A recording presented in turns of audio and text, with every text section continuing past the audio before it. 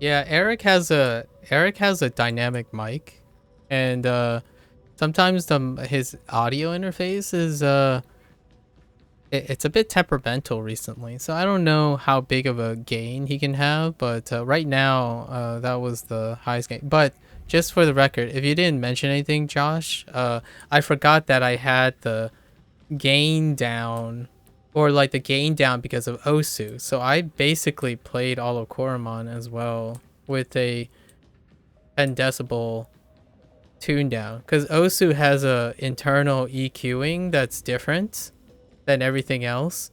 So I can't artificially put a filter to boost the gain, because then everything else would have to be normalized to it. But that's just out of my own personal convenience. Eric is a soft spoke, a bit more soft spoken, and also um his mic is requires a bigger driver, I suppose. Uh, you are your biggest enemy, but here's a catch 22. Joshing, why do you treat yourself as the enemy?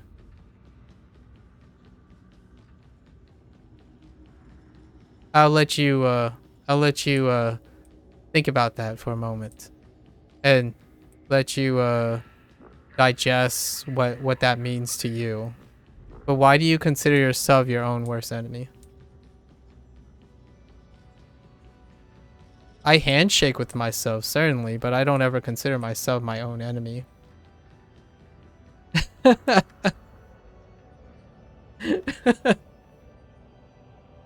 It's a frame of mind, I would say. To emphasize, it's a frame of mind. Myself, I don't treat myself as an enemy, but and a partner, right? I handshake with myself. Like, hey, I really suck at this. All right, my friend, my dude. How do you get yourself out of this? Let's negotiate and have a dialogue with myself. What can we do? Let's go through the ropes, all right? We both clearly suck in this body that we occupy. So let's bang our heads together and sorry. This is only I'm only saying this if you do have a perception of yourself that's different at times. I don't think I'm not entirely sure how common it is, but personifying yourself as two different people can be cathartic sometimes. What I mean by that is you can flip between an emotional state and a non-emotional state. That could help you uh, detach yourself from, like, you can have conversations with yourself where you can take different perspectives, right? That can be very helpful. Um, if you're doing it in a dissociative way, like a way like, oh, I don't have a choice, and this person is here with me. So this person that suck, this thing that I put aside, this other person embodies everything I hate about myself. That type of mentality is kind of rough. It's going to be very rough. So I don't. The first thing I would say is characterize that other person. Why is that other? Why is that other you your biggest enemy? I rarely ever see myself as my biggest enemy. I see it. I see my other selves as some of my biggest assets. They're always available. They're always there to listen to me. And when I'm in trouble, they help me feel better. So there's no other way to say it, but those who think, in my opinion, I'm just like, I know it's conventional knowledge, quote unquote, conventional proverbs that people get this idea that I am my worst enemy. But typically, when they're saying that, the context is when they're in a scape of failure. So, what do they do most of the other time? They love themselves. At least the people who are happy, their biggest asset in a time when they're not failing is also themselves. So, to put into context that saying that I am my worst enemy, it's specifically a circumstantial event that's happening. It's an event that you're failing at is when you start feeling that way. But don't forget all the other 90% of the times where your self is the one succeeding. You get up in the morning, you eat, you learn a new thing, you made someone else feel happier. All that is still your self that you just called the biggest enemy. It's the mindset that you're not taking note of all the things you can do versus all the things, yeah, maybe you're not too happy with. And then you lumped and separated all of that. So you're dissociating yourself. You're basically lumping this entity that embodies everything you hate, and you want to remove yourself from it. But that stuff is part of you, so whether you like it or not. And instead of letting it take hold of you and permeating everything, that 10% of the time when that worst enemy is rearing its head, well, you can shake hands with that enemy and utilize whatever you have there. If that enemy is anger because you suck at something, we'll use that anger. Shake hands with it and say, hey, can I borrow your anger? And we're going to suck less at this tomorrow. You can weaponize your worst enemy. You know, frenemies, so to speak. Listen, Fictitious, I know you're the main character. It's fine.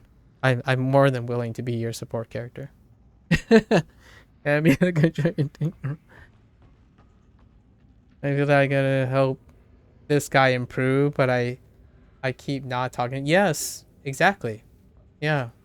So the guy that you hate, the biggest enemy, right? Yourself, the version of yourself that you really hate, it's just another task to help. Who better to help than helping yourself? That's an endless task.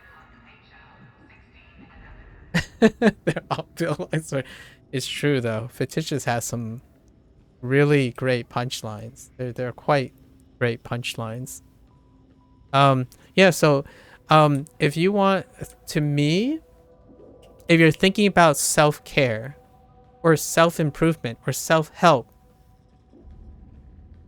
literally hear those words: self-help.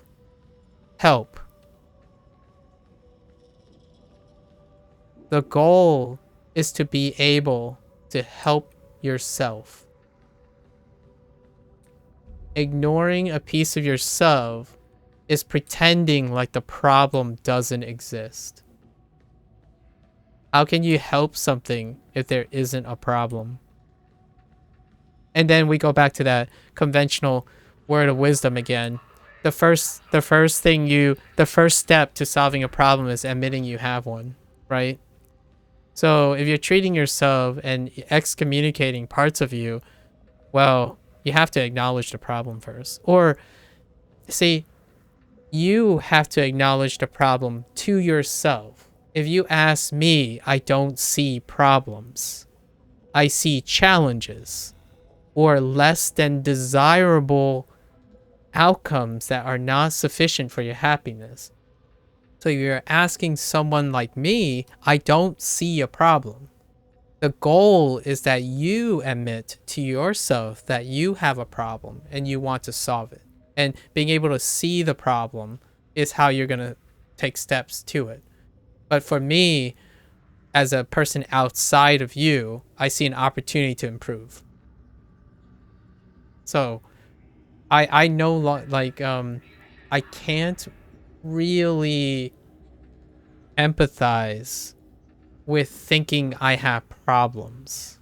I have things I can do, like, because I'm not proficient at them, yeah, but I don't see them as a problem because I know that I'm not proficient at them because I chosen not to pay attention to them, or I've chosen something else to use my time for. So the problems, a cynical person who hates themselves, who's like self-loathing, would probably say, I created those problems. Like, I should have paid more attention to X, and that's where it ends. But to someone like me, who I also would echo and probably boldly state most successful people would think is, oh yeah, that's right. I'm not very good at this. But you know what I'm good at? I'm good at this. That's why I'm not so good at this. I can't have it both ways, but I'm okay with that. So that's a whole different perspective.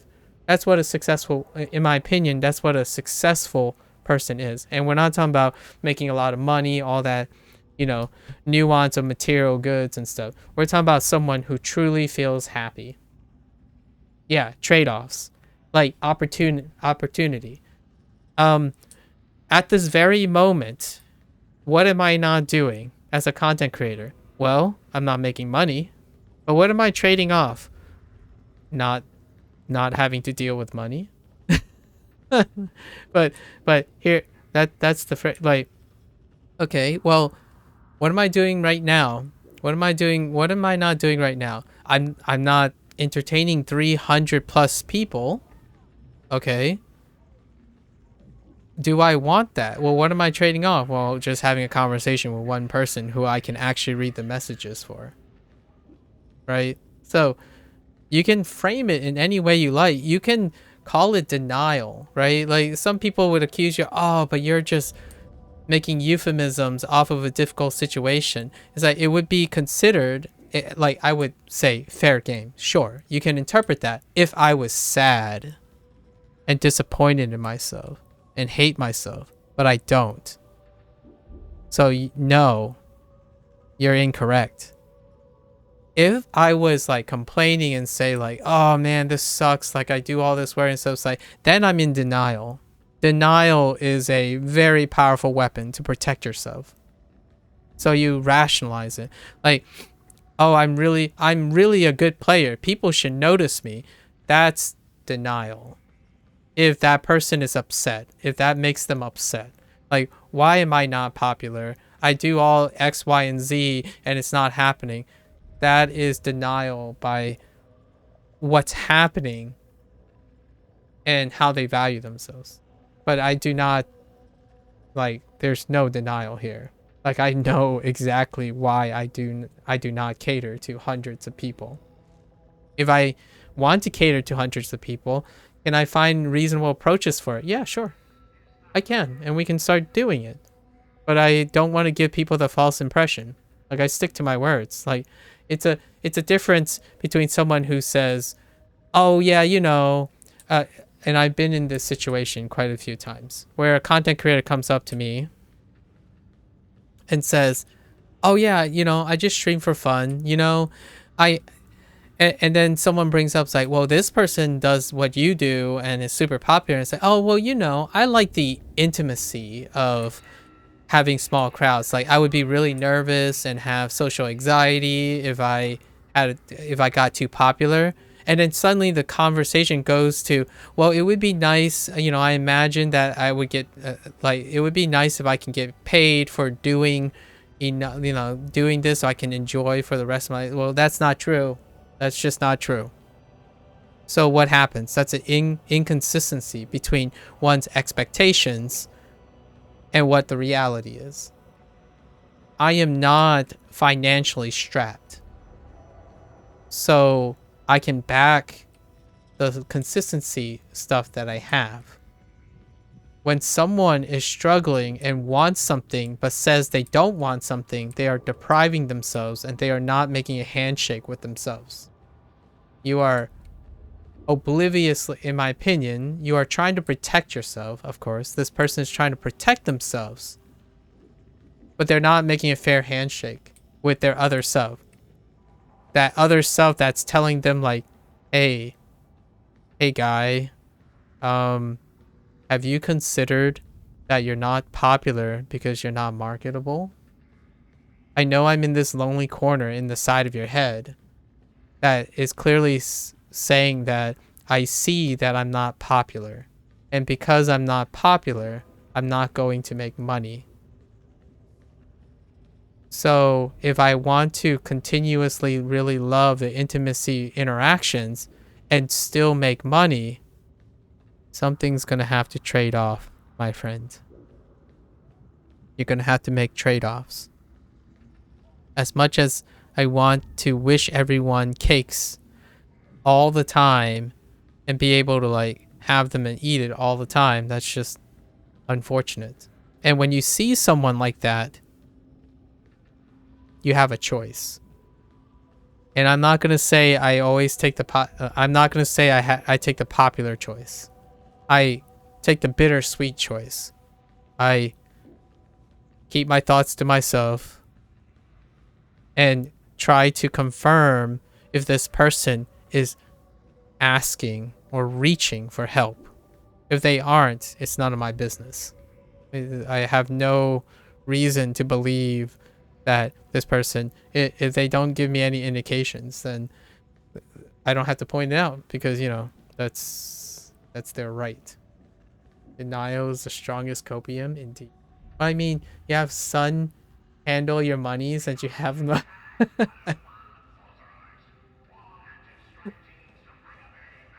Indeed. So anyways, okay, I'm going to own up to what I said about, we're going to use the segue about money and segue into the story.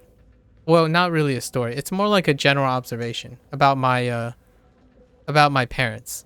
So the thing about Fujinese, Fujinese people, right? Fujin people or whatever you want to call them. I'm not sure about how the Hong Kong community view outside, like how the information filters into Hong Kong from outside. But in the United States, there's a very classical. So now this is a stereotype, but this is a really, really fervent stereotype. And what I mean by stereotype is, no, it's not the percentage of a totality of the average population of the United States. It's if you take Chinese people, right? Those who are first gen or second gen in the United States, there is an disproportionate, near all-encompassing occurrence of specific subset of Chinese immigrants that account for the vast majority of occupational placement in the United States. And one of these stereotypes is Fujin people and business. And it doesn't necessarily it's not just the Chinese American.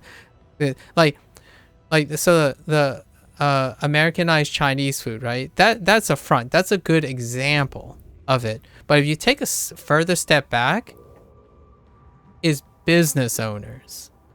And the vast majority of people that when we selectively pre-select for immigrants, Chinese immigrants, the people who opt in for the lowest, which is arguably the lowest path of resistance in career paths from being an immigrant to like an established family in the United States, is business. What does that mean? Well, if you see a Chinese American, maybe second gen, and this person has Fujinese parents, one of the default career choices is an accountant or a pharmacist. And you might be thinking, wait, accountant is really different from pharmacy. Like, accounting is business. Like, pharmacy is the most business-oriented medical role there is. That has a low barrier of entry, high efficiency, and have a consistency output that matches any other longer standing things, like longer standing medical practices. And it's highly consistent. And it revolves around a business, a pharmacy. So when you start negotiating all these things, right, you start connecting the dots, Fujinese occupy, like nearly, it's unquestionable. And to the point where when people talk about, if you ever meet another Fujinese American, like I have, the first thing you would talk about is, oh, what kind of business do your parents run? That's the talking point. Like, oh, what do your parents do? Well, my parents run restaurants. It's like, oh, your parents too? Like, yeah, my parents run restaurants. My last three like talk with other Fujinese people, you know, like we talked about the whole romance thing, right? Like finding a suitor and matching. Last three, all three parents were restaurant owners. Like legit. All of them still operated a restaurant. My parents are retired, but okay. Where do they go when they retire? They own real estate. What is real estate? A business. What do my extended family do in the end game? They own real estate. What did they do before? They owned other businesses. Now here's the thing though. The further we get from the OG immigrant generation, there's a splintering. So like I'm second gen. There's the percentage drops lower. Like the more generations you get in, the diversification happens. So for me, I was expected to be running my own business. Guess what my business would have been? A solo practitioner, a private practitioner in medicine. What is that? It's still a business. Like that's what my parents want. Like, hey, if you're gonna aim high, open your own private practice. You know, be your own boss. Business. Like, okay, well, that didn't happen, but still. Like, I splintered early. Generally, it's by the second generation.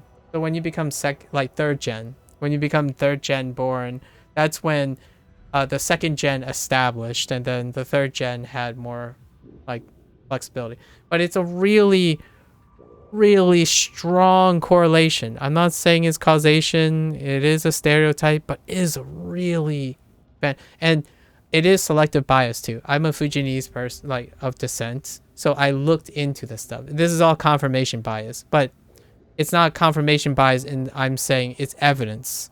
It's corollary. It's like observational things. And it's true. It's incredible. So how does this differ from other subsets of Chinese people in the United States? Well, they become service workers. You have civil engineers, hospital workers, like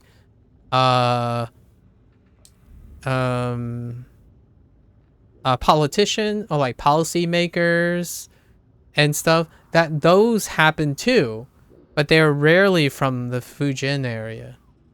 And here's even a deeper cut.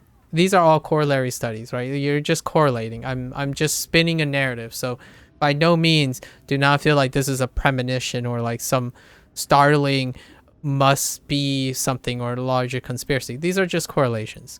Fujinese people tend to be not the richest. Like they're not well-to-do.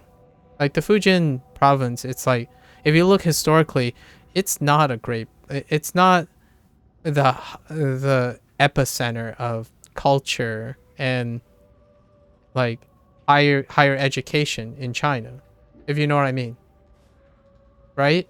Like I don't know how Hong Kong looks at the rest of China, but historically from the United States, like the historical stuff that comes out that is from the lens of the outside world, like the United States looking at China, the stuff that I consume has often characterized the Fujian province as an area of skirmish, wars, burning, reconstruction, and deconstruction. It's a selection place that tends to be of lower socioeconomic status, relatively speaking, even in a country that exercises, I don't know, an attempt to distribute wealth and, you know, equal opportunity and stuff, whatever you want to spin in your ideology. It is still socially, economically on the lower end, but not like the disparity between in the United States and the capitalist system. There's a far larger disparity when it comes to opportunistic systems like the capitalist system. However, that's what makes them business oriented, and then less in the form of skilled service laborers. Like, my parents did not come with specialized skills. That is the vast majority of Fujian immigrants in the United States. They do not come with specialized skills. They're not like carpenters or, I don't know, some scientists or a political figure, or those skills they don't come with that type of skill. They have their hands, they have stamina, and they have taste buds. And they have people skills. And here's where our segue comes in. So, they have people skills, okay? And you know what comes with people skills and an incredible stereotype and inclination for business? Multi-generations of business? Haggling. And scamming. I mean, they're not scams. They're just business propositions that favor the business owner. But here it is. Here it is. It goes all around. I didn't reveal any details that were not relevant here. So one thing, a classical thing that Fujinese people share with each other all the time is try not to negotiate with other Fujinese people, because they are almost unremarkably business oriented when it comes to talking about money. So when you go and visit like Chinatown, right? If you go visit in Chinatown in the United States, any Chinatown, and you pick up that, hey, wow, this guy is selling like product, or this person is selling product that's really cheap, and you see the owner there, it's going to be run by one person. It is one person. And in the moment, my father would walk around, they would know all the business owners. You know, Fujinese people has this thing where like, oh, that person is totally Fujinese. Like, so don't negotiate. The prices are marked because you're a fellow.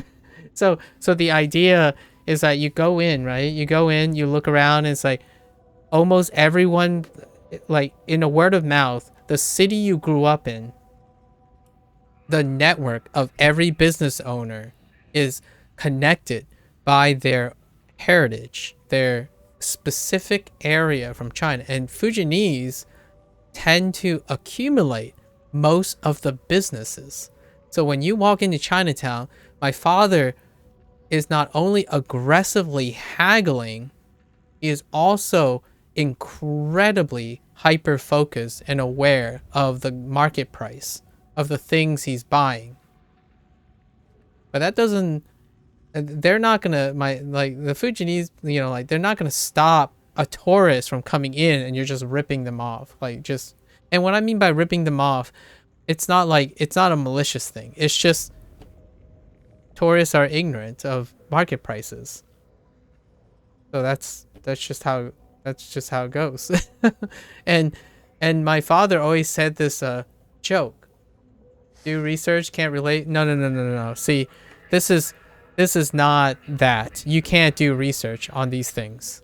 Like we're talking about, like, if you go to like Pakistan and you go into a street market, there is no way you can do research on the going street prices of that. You can estimate it, sure, go on your little Googles and stuff, but that's not the thing we're talking about.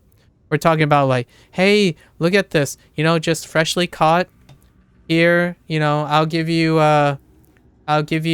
6 pounds at like $6 a piece. It's like, that doesn't sound right. You mean like $4, right? All right, fine, I'll give you at $5 a pound. You can't do research for market price things like that. We're not talking about like Amazon and like manufactured goods that have units and metrics. We're talking about the haggling system. So if New York City was close enough, my father would go to New York City just to haggle lower prices on produce. You can't do that in a westernized marketed system. And Hong Kong is a westernized marketed system. Hong Kong is so much more westernized than the rest. So, yeah, you can't haggle that stuff. But my father, whenever they go to New York, it's like they just come back with a bunch of groceries because it's just less expensive. You know how to haggle. Like, wait a minute. Wait, are you telling me eggs are $6 a dozen? What is that? I'll give you 4 for them.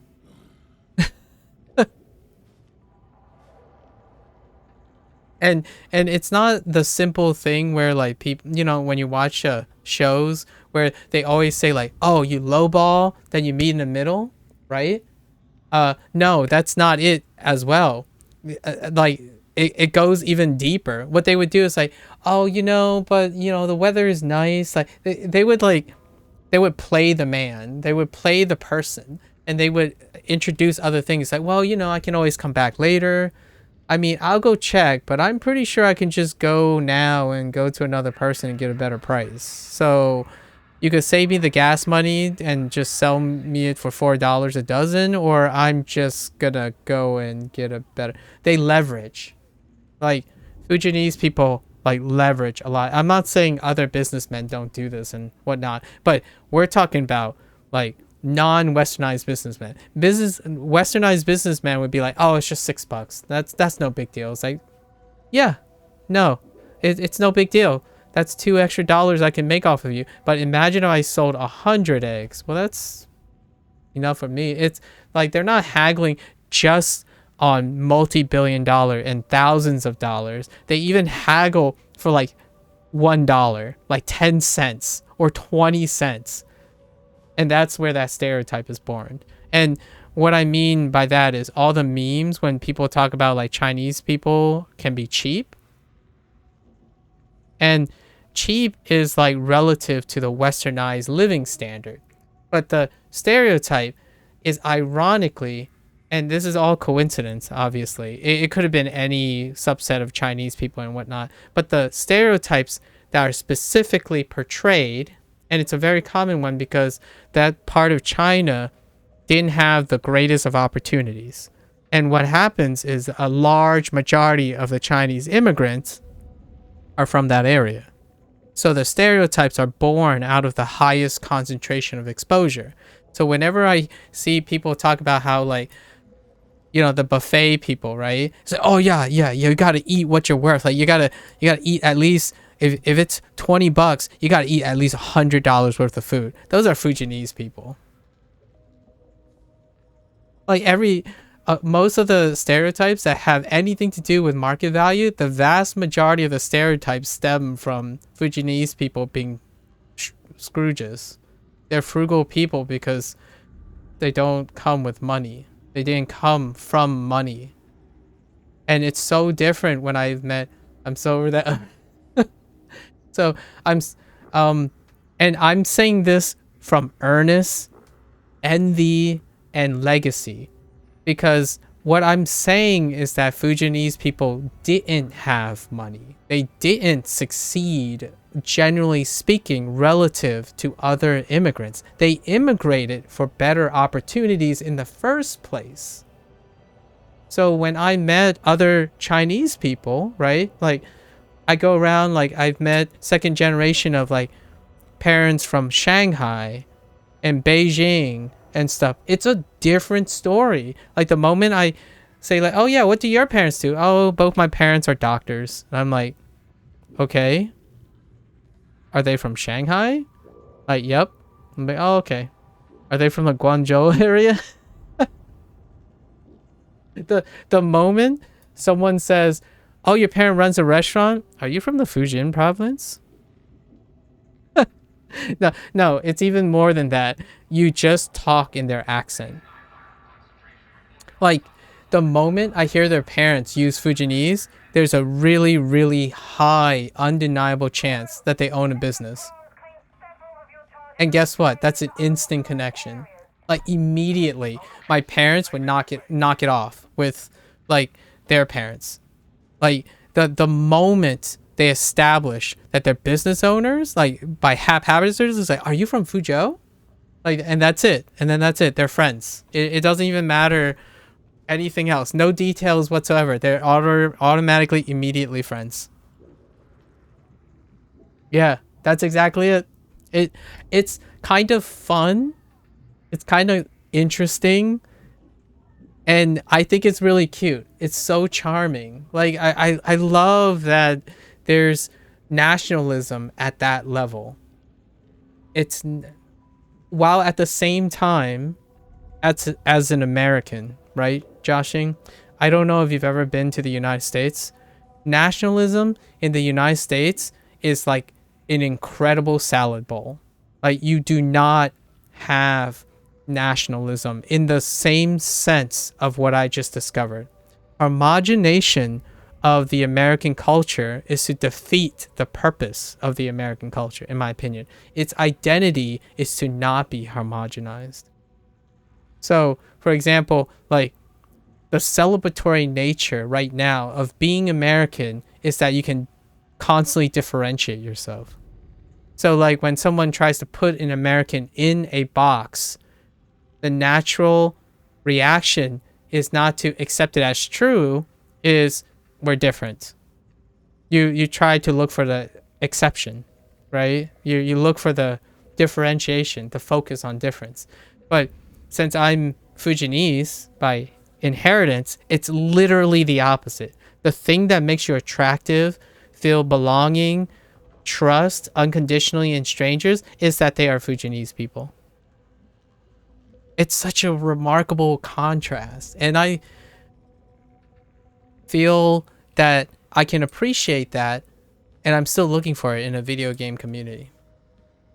Joshing, like what I talked about, Eric, about the value of human connection and stuff, I've longed for that for a while, but since I've grown up as a Chinese American, it's really difficult to truly feel like there are other people that I can connect with, because the odds are less than 10%. Actually, the odds are less than 5%. Where I live is less than 1%. Because Chinese Americans are still like relatively a minority, like a really low minority, and they're concentrated in areas that I don't live near. So growing up, it's tough and whatnot. So I'm more or less American most of the time. I'm like, my behavior and stuff, I spend more time being American than I am being Chinese. But I'm not saying that it's a bad or a good thing. It's just stating how I behave is what I love hanging out with multi-generational Americans. Like, it's great to see that everyone has a different story, or they want to have a different story. They want to be different. They're constantly striving to be different from each other. That's fantastic. It comes with trade-offs, though.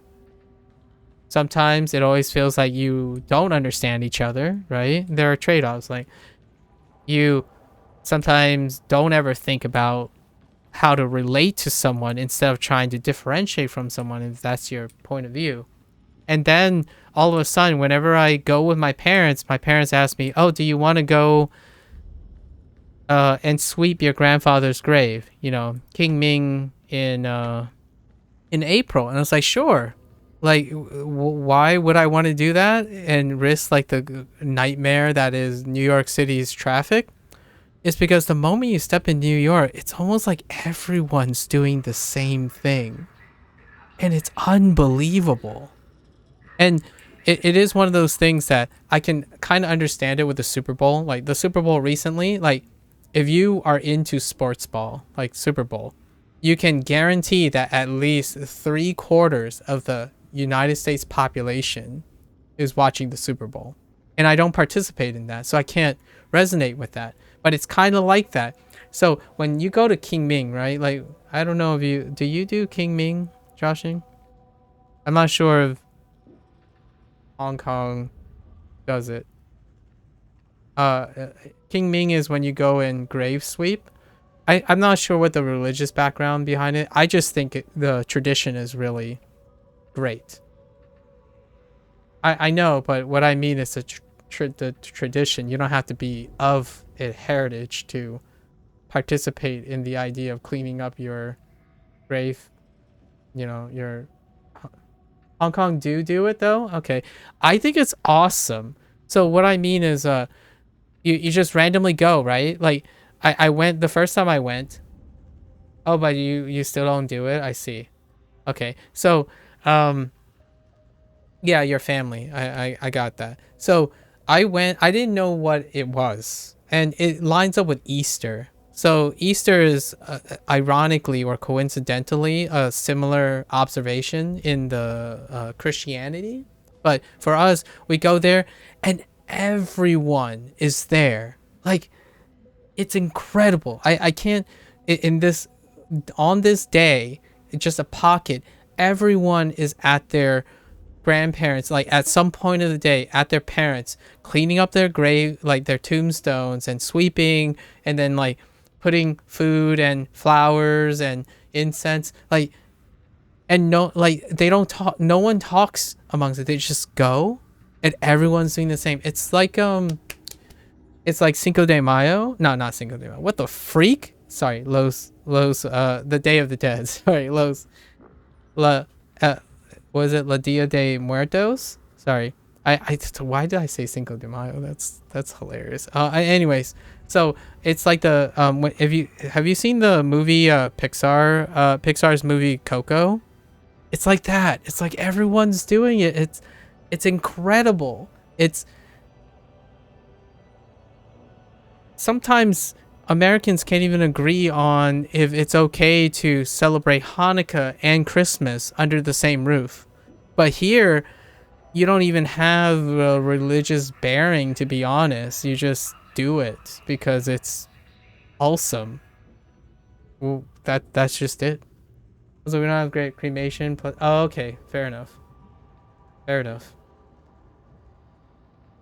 That's understandable from a standpoint. But do you not sweep your shrines? What I mean is, like, don't you have a thing at home? Or do you just clean that up in general, like keep it tidy and stuff? Because generally those who do cremation and stuff have other ways to you know, or oh, okay. I mean, I'm not saying it's a bad or a good thing. I'm just saying it's breathtaking.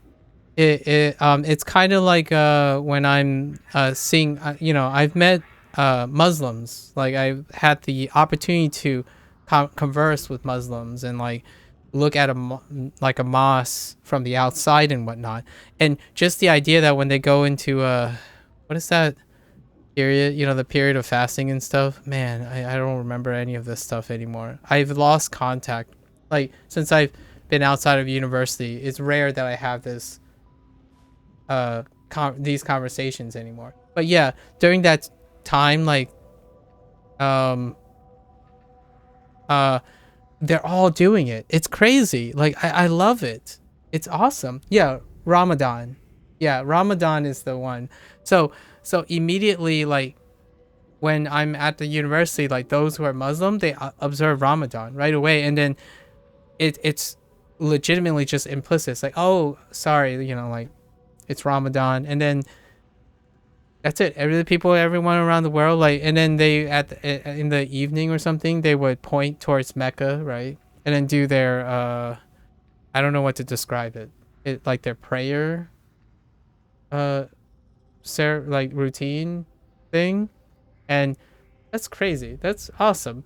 I've been in a Bible study before, and everyone just like sings along somehow. Like, holy heck, that's so cool. I mean, at the same time, you're not going to see me do that, right? But it's great to be an observer from the outside. Yeah. Yeah. Dude, Bible study, though, threw me for a loop. Like, when they started, like, singing, like, someone pull out a guitar and they start singing, everyone seems to know the song. And I'm just sitting there and, like, I have no idea what's going on. I'm having an out-of-body experience right now. But I see myself there, and I'm dumbfounded. But I'm also in awe. I'm in awe and dumbfounded at the same time. Oh, sorry. And I also had to mention, it was a Protestant Bible study. I think a certain sect of Christianity are more likely to have that type of thing and others not. I can't distinguish. I'm not well versed. It's just it happened, right? And I was just like lost. I was complete. I also was in a cathedral and a Catholic church, and there were other types of things like sermons and then like recitations, and I'm like I'm so lost. I've been to a Korean church, which was something else as well. My mother had like a Korean American friend, and then they invited her, and then she wanted to bring me because sometimes there might be like she might get lost and stuff. So I was there, and I'm like okay, that was different. It was lots of interesting experiences, but I can tell you that man, Fujinese people. Well, we're gonna take this back. Fujinese people. Oh, they're gonna nickel and dime you. Can't believe I saw so many churches in Korea and never visited a single one. Oh, you've been to Korea. Interesting. Yeah, Korea and Christianity, it's like a lifeblood. Oh, you know, I can relate to this. We can relate this back. This Fujinese people, like you linked the Stephen He video, right? When Dr. Mike interviewed, it's like badminton. That's what Fujinese and business has money. Money and Fujinese people is like badminton.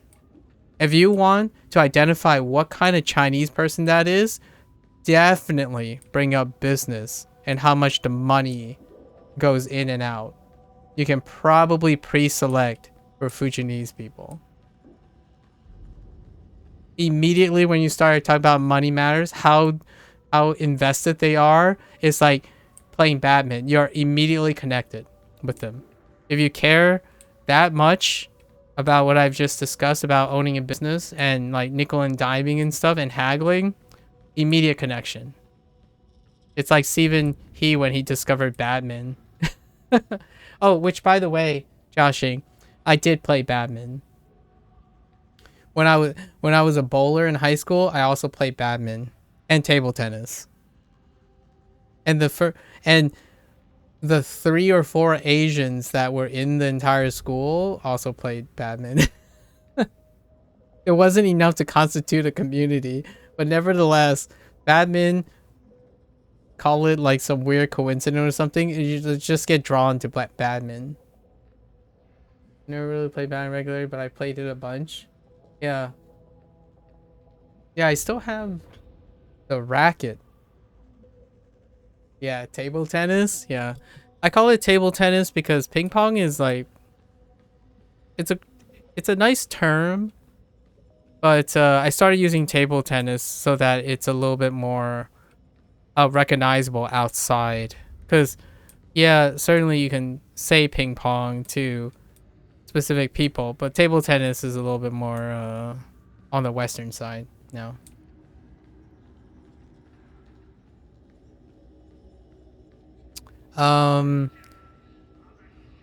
Ooh. If you say ping pong, all I can recall is the animation. Yeah, me too. Me too. Me too. Same. Understood.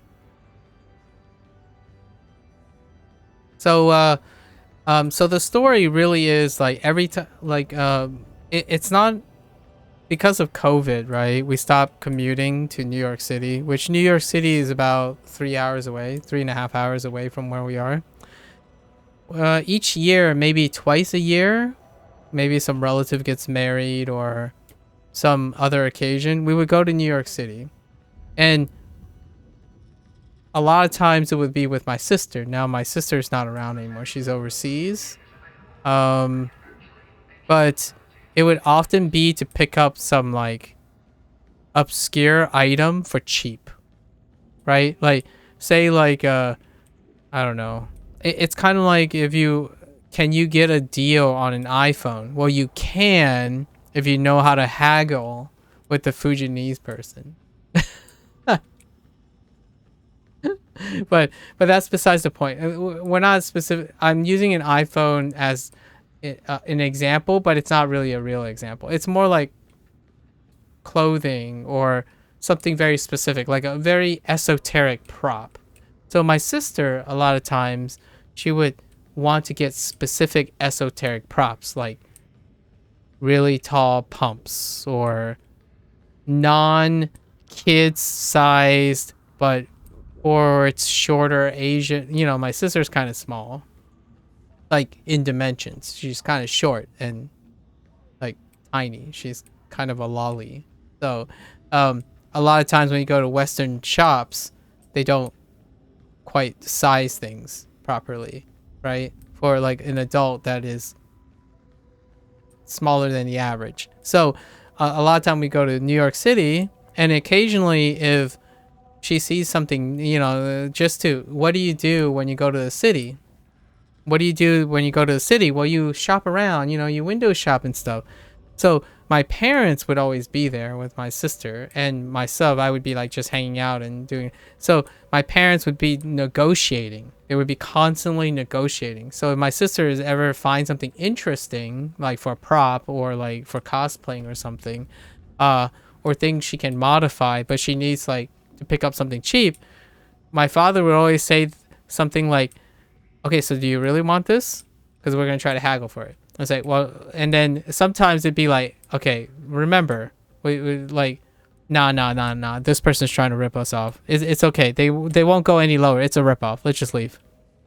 And it's always, it's blunt, and it was pretty clear that it's a competition. Like, it's not hard feeling. It's literally the truth.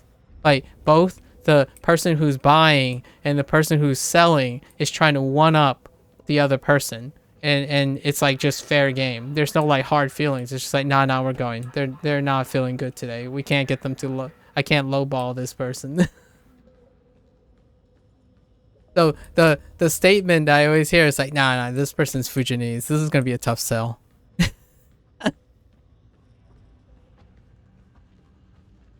You hear these like little things like, oh, I really like this. It's like, how much you want for it? So there's no like price tag on anything.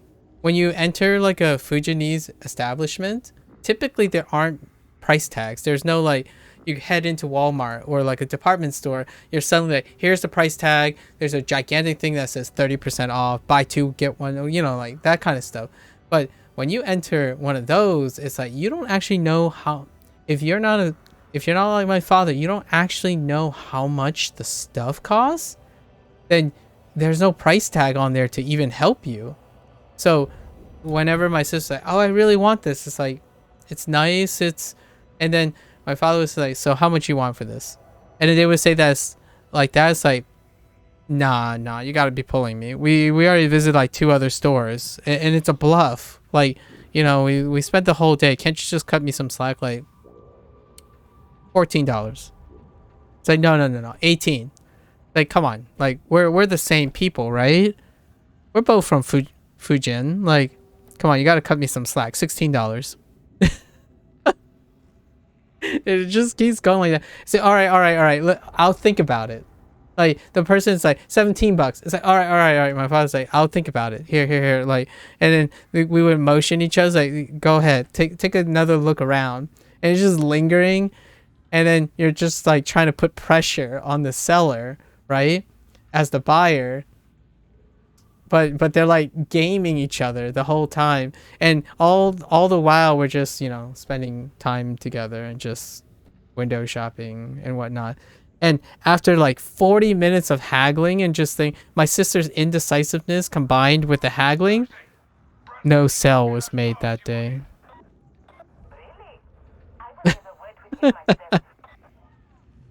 like after 30 minutes, my sister's like, nah, like, let's go. And then we go and eat dim sum.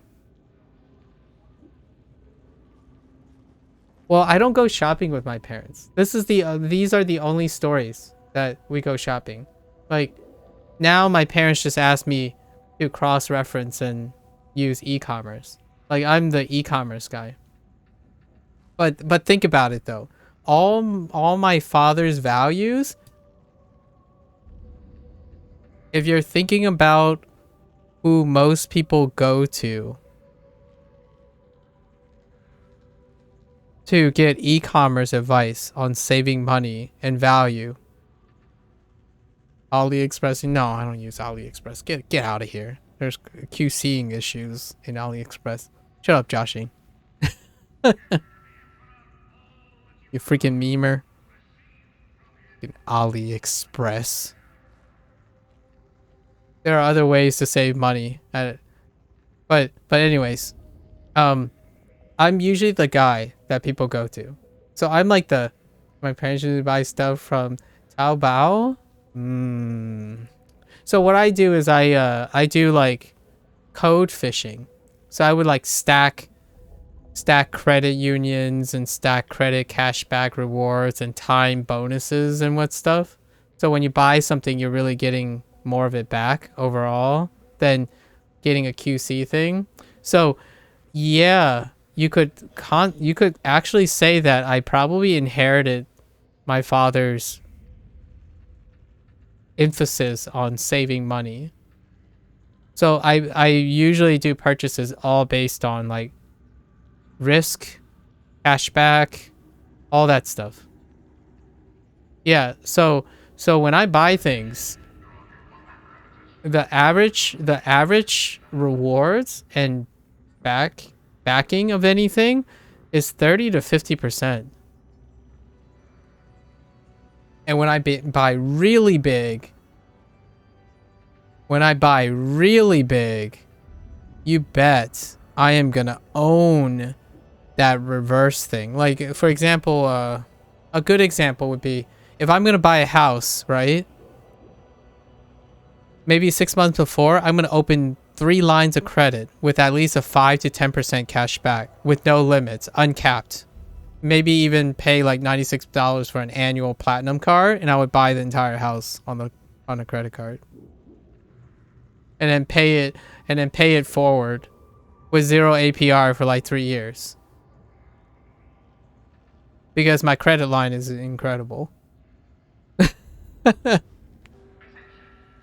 So whenever my father now needs stuff, we don't go to New York City anymore because COVID and stuff. My father isn't in the greatest of health, and my mother is getting there. So we can't afford to constantly commute, and it's too exhausting for them. So we try to play it as safe as possible. You know, like the Asian way, right? Just safe than sorry and whatnot. Becoming ill can cost a lot more than being safe. So whenever my father needs to buy something, he just takes a picture of it on the internet, right? Like, for example, if he sees an infomercial thing, right, he would take a picture, he would send it to me on the phone, because now he's able to figure that out now. So now he just sends me text messages, and when I see it, it's like a picture of the television screen with like an infomercial thing. And then he would ask me like, so what kind of product? Like, give me the Skippy. Like, if I want this, buy me the most efficient, well-reviewed, like cross-referenced, and then get the best deal on it. And that's what I do. I do that for pretty much anyone who asks. And most of my friends ask me that kind of thing because I do it nonstop. It's actually a hobby. It's quite fun. So like when someone asks me like, how do I replace a CPU, right, or a GPU? It's like, well, do you want the long story or the short story? I'll give you the price, price performance analyses. What is the return on investment? What is the depreciation value? What is the resale potential in 2 years when you turn over the product? All this stuff you have to consider because you have to know your return on investment. Like things like you should buy this because it retains 80% and the demands are projected to be pretty good in another 2 or 3 years. You probably can get the resale value is 75% and you're more or less making up the difference in cashback rewards and like a coupon code or something. So effectively, you'll get your entire return having used the product. So that kind of thing. So you manipulate e-commerce. You learn how to like basically use something to get value out of it and then get most of the value back when you no longer need it anymore. It's kind of like real estate. Real estate works that way too. So what do my father do? They reinvest. They repurpose. Their money is constantly flowing forward. So when you finally earn like your first $100,000, right? It doesn't ever get smaller than $100,000. It always increases by at least the inflation rate, barring the recent 2022 inflation geddon. Besides that, the inflation geddon, my every dollar and stuff my father has owned has a value that is pushed forth. Like for example, if my father invested $1 million in my upbringing in the first 18 years, I have to be worth more than $1 million. Am I worth more than $1 million? Some might probably say yes, because if you think about it, my PhD, 7 years of my PhD is already close to $700,000. So if you're boiling down the Fujinese style and like weighing all the literal value and the figurative value that's invested in something, the net worth of my parents hadn't depreciate the moment they made money. When they spend money on produce, their return, like to operate a restaurant, they have to make a positive return on their original investment in the product. So that's the Fujinese way. That's that stereotypical thing about viewing everything you do in life as a money value and always being plus at the end. If you're going minus, then your parents are going to disown you. Like, how do I keep my parents happy that I am not a doctor? Like, I'm not practicing medicine. I'm not making money right now. I'm making money right now without making money. That's all I can tell them. And can I prove it? I proved it enough for them to know that I'm positive. We're not literally making active income. So that's how I satisfy my parents, like, thing, like, oh, but you have to be financially stable and stuff. I was like, yeah. Mm-hmm. Yeah. So basically, you'll have all your money back even after using it for... Yes, that's the idea. Your goal, anyway. So if I wanted to get a PC and have you help me buy and end up saving... I can't. Well, actually... Hong Kong might be different. But unfortunately, it's more like an American thing. I only operate in American markets, right? So I wouldn't know anything. Like, I'm not gonna lie to you and say I know anything about Hong Kong markets. Like, that's, you know, it's irrelevant since I don't live in Hong Kong. Like, I know you're talking about delivering and passing it customs to the stuff. I've tried before. I've tried to get someone like stuff from the United States that was in Germany because of the like the disturbingly gigantic disparity between technology products. And boy, that was a headache. Like, I have no idea. Like, there was so many like red tape things that go into non-commercialism. Yeah. So I have dabbled a little bit, but it's really tough. And it's not my job, obviously. It's just a hobby. So, you know, there are people who literally do this as a job. It's international commerce. Like, you can hire an agent to negotiate international commerce.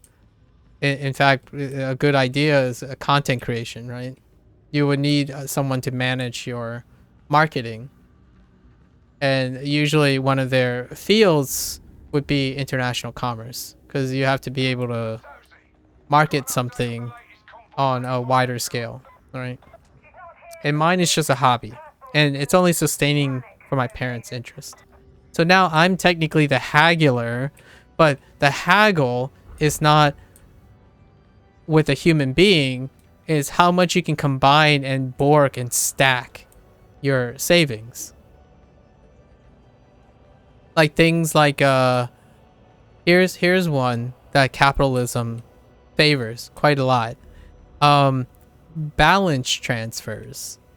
So I don't know if you have a credit system in Hong Kong, but in the United States, a lot of things like how big your credit line is, how much loan you can do, and whatnot, is based on your credit score. And your credit score is permanent. It's like your lifeline in the United States.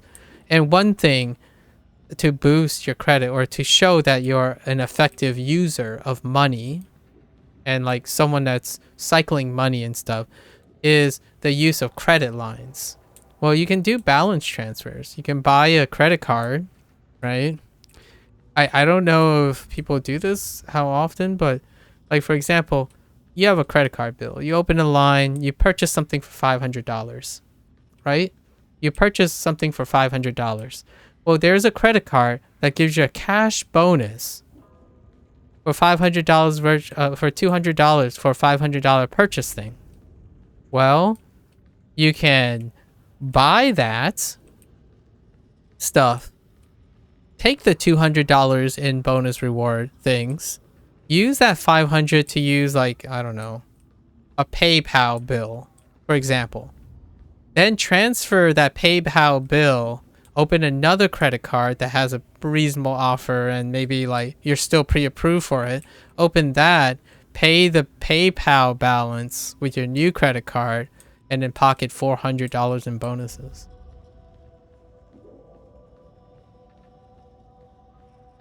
Mind you, you have to know how credit system works. So you can't just like sporadically open credit cards all the time. It will impact your credit score, right? Your credit score and your credibility. So you have to know all the ins and outs, like how much would this affect your credit score? When you have pre-approved lines of credit, they don't necessarily impact your credit score depending on certain circumstances, and you time your purchases and whatnot. So opportune moments, and then what's the grace period of closing accounts? Sometimes I close accounts when it doesn't impact my credit score in order for me to free up to open new accounts with other growing institutions or more reliable that are offering better credit lines and stuff. So working money, that's the capitalist system. So why do Fujinese people thrive, wrapping it all back? Why do Fujinese people thrive in a capitalist system? Because they're about business. Or at least you can say it's not because they're Fujinese, it's just probably because the Chinese pragmatism enables one to circumnavigate the capitalist system and the way money is utilized and cycled in the United States. Fundamentally at a cultural level more than, say, a competing immigrating group. And that's just by coincidence. Everyone has the competence and ability to do that. It's just culturally by coincidence. This is just how it turned out. Joshing is just a spender. Timed with eating lunch. I don't even use credit at all, but they hand me a platinum card. Well,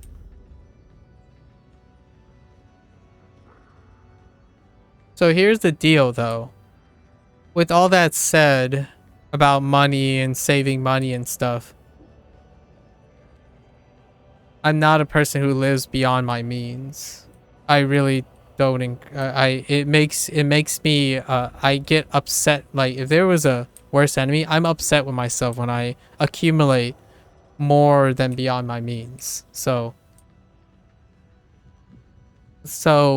when it comes to that, you're not going to be finding me like Fortune 500, like I'm like the youngest billionaire or something. It's not my goal. Like it actually makes my life very disagreeable. It creates chaos in my life. The more materials I accumulate, I become obligated to utilize it.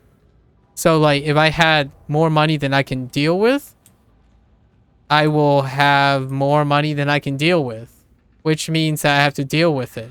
And if I can't deal with it, it's a mental stress. So I try not to accrue more than my means, or else I'm going to be obligated or feel obligated to do something about it. And when you become overwhelmed with more resources than you can do, well, you can screw up. And I fear screwing up. So if you hand me like $10 million, I wouldn't know what to do with it. And likely I would be so overwhelmed that I would probably screw up. And that's not my life. Like, I don't want to be that way. It is way too obligatory to try to maximize the use of resources. So I want to acquire the resources that I need or want when the circumstances present themselves. Enough to make sure that I can care for my family, I can care for myself. In case of dire times, you know, you still set contingency plans and all that stuff. But rocking $10 million in a bank just because I can for a gigantic project, that's not how I work.